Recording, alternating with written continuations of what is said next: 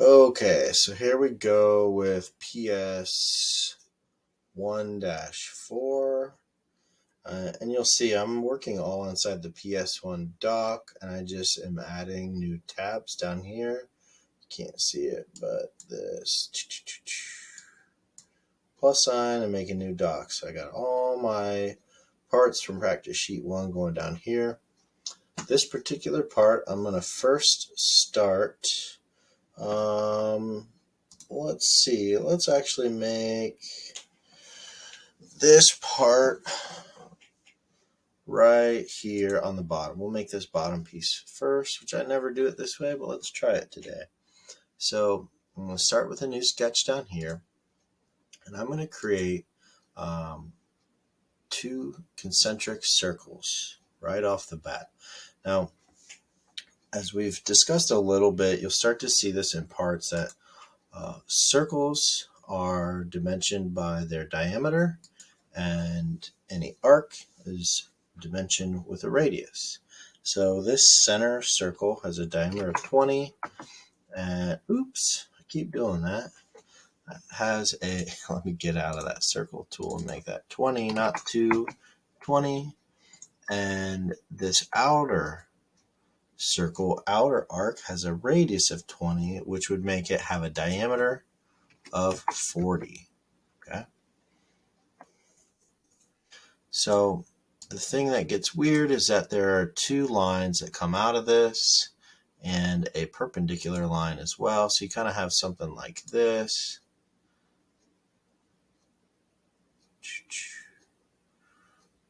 Just draw that long. Okay. And then we got another line. Grab our trim tool. Okay, so you kind of have something like this. Okay. And you could draw that a million different ways. And then we got to dimension that. So I'm going to grab my dimension tool. And this is dimensioned from its center point out. So you can see this in the right view of this drawing. So from the right view, you'll see that that sticks out over all 40 millimeters. It tells you it's going from here to here. But if we're going to the center, we know it's a 20 millimeter radius here. We know that this is only 20. Okay. So 20 from here to here.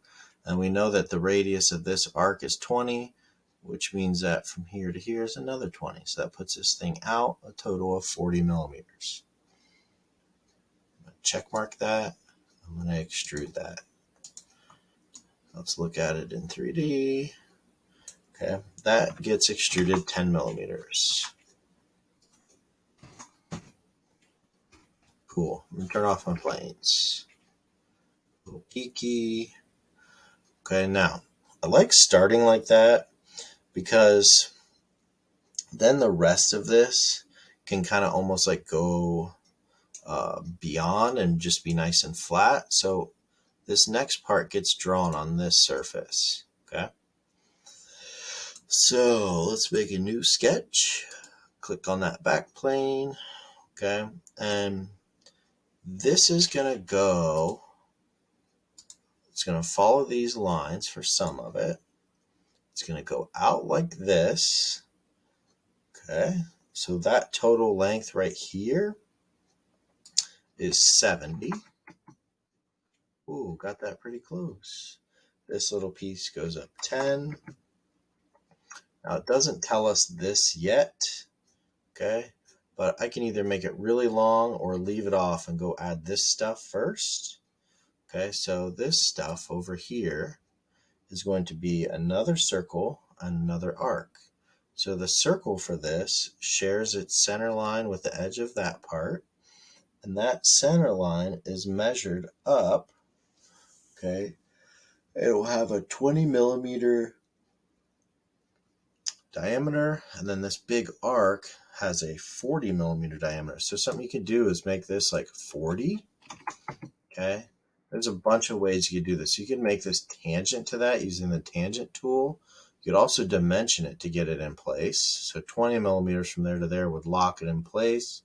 Or if you wanted, there's a tangent tool. Both would work just fine. Okay, we'll leave this up to you. I'm going to dimension this. Dimension center point to that. 20. We'll lock that in real nice.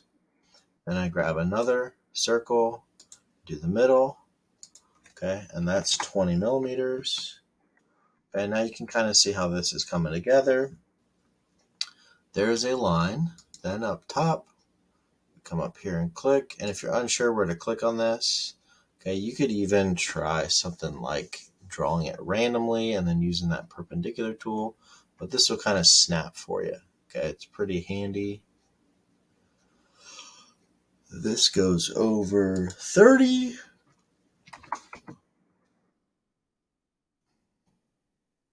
And that just connects. Did I draw that over correctly? Let's see. One way to check is if we dimension those two and it's at an angle. Oh, yeah. I must have slipped up there. Okay, so let me escape. So see how it gave us an angle instead of a dimension? That means I must have clicked off of that a little bit before I finish. Bam. 30. All right, now we're looking good.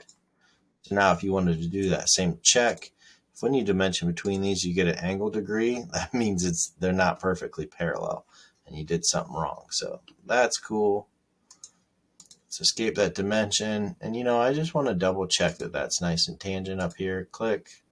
It wasn't. So that little snap wasn't good. Let's use that tangent tool more often to verify that what we're doing is perfect.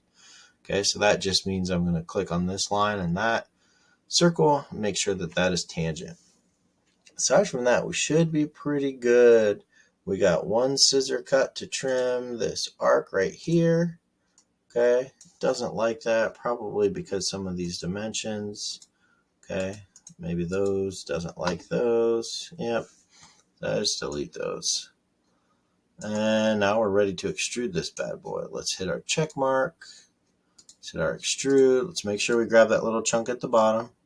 So it's part of it too, and that gets extruded 10. Ta-da! Okay. And that's it. That is number 4.